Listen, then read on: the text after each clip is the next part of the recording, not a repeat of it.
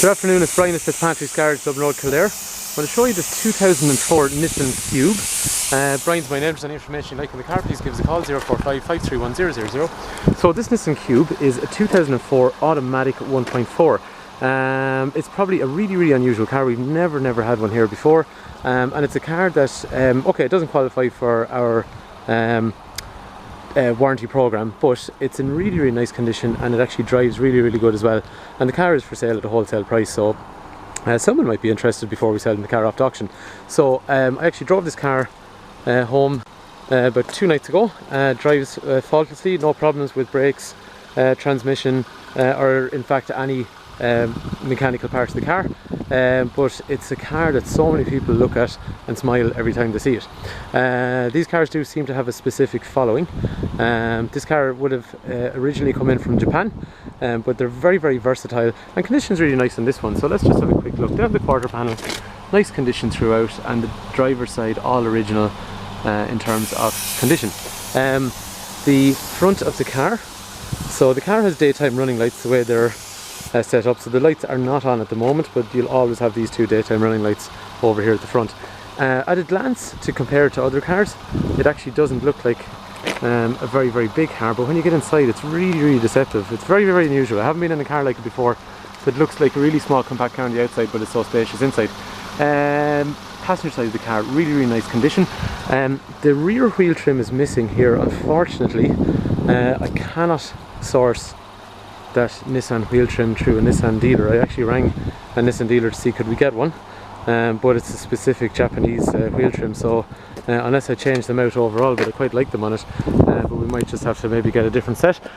Condition very good throughout. Small little bit along here where that needs to be reattached.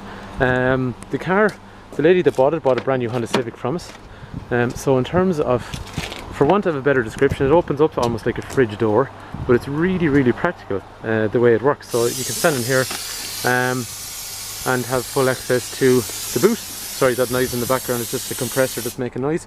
These seats, I genuinely have never done this before, so it's the first time I've done it. They fold down like that. This one here obviously folds as well, and then the seats, as far as I'm aware, the whole section comes up like that as well, so you can have a very versatile kind of setup, and they look to recline as well. Okay, so that's not something that I was expecting. After that then we got storage in down through here. In terms of the space in the back, so as we know, we got a metal section here, and around the corner then we got a window, so that's just the way they are. Okay, in terms of the back, the seating and the carpets are all very nice in terms of condition.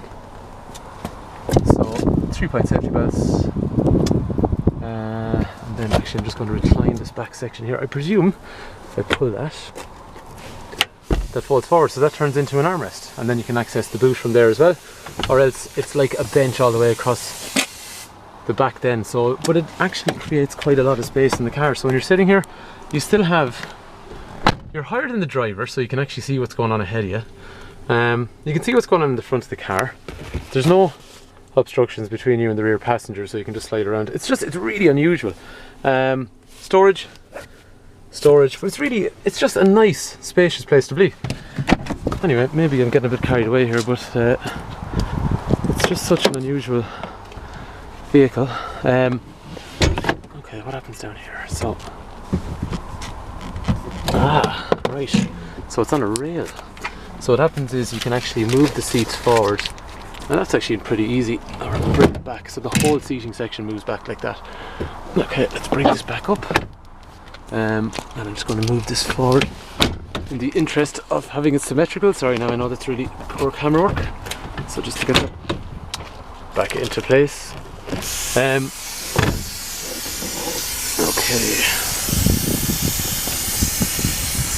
so that's the way that's meant to be. Again, apologies now, this is the first time I've ever sat in these cars, so I'm just playing around with some of this stuff here. Condition across the driver's seat and passenger seat, all perfect. Carpet's very good. Plastics on the dash, all very nice.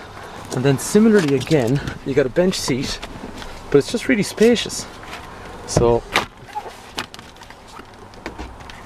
all the way up around, it's just a nice place to be. Big bright windscreen, and then okay, the usual things like electrics for windows and mirrors. Down here, things like, as we were saying, electric folding mirrors. This I genuinely do not know what that is. I must Google it, haven't a clue. The light comes on, clean eye on, no idea what that does. Central locking, obviously. Lights will automatically come on regardless, but you do have your normal functions as well anyway. Usual wiper controls, and then it's a column shifter for the automatic gearbox. So down all the way to the bottom for 1, 2, drive, neutral, and back up into reverse, and then back up into park. And then there's an overdrive function as well. So basically, if you're driving along a motorway, you hit the overdrive and it'll drop back down a gear. So it just gives you more, well, access to a higher power, or sorry, a higher revolution, which gives you more power. Usual heating controls with air conditioning down through there, and usual vents and that kind of stuff. Previous owner had removed the radio they'd put in. So glove box. So anyway, it's a quick overview on the car. The car, as we were saying, is priced as wholesale to take away, but it's such a funky car. It drives really good, no problems in terms of engine, gearbox, brakes, any of that kind of stuff. The car drives just fine. NCT until February of next year. So we are open to a sensible offer on the car.